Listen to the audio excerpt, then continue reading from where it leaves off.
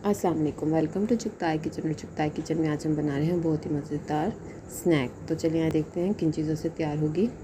4 अदद हमने दरमियाने साइज़ के आलू लिए हैं, उसको मैश कर लिया। मैश करने के बाद मसाले डाल लिए। मसाले डालने के बाद हमने उसको 4 अदद ब्रेड लिए हैं और ब्रेड के ऊपर अप्लाई कर दिया है इस तरह।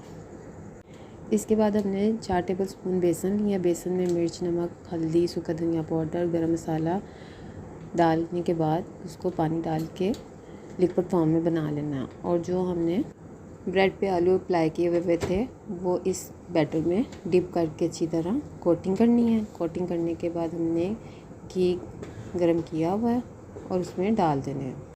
ज़्यादा तेज़ आंच पे हमने इसको फ्राई नहीं करना, मीडियम फ्लेम पे हमने रख के इसको फ्राई करना है।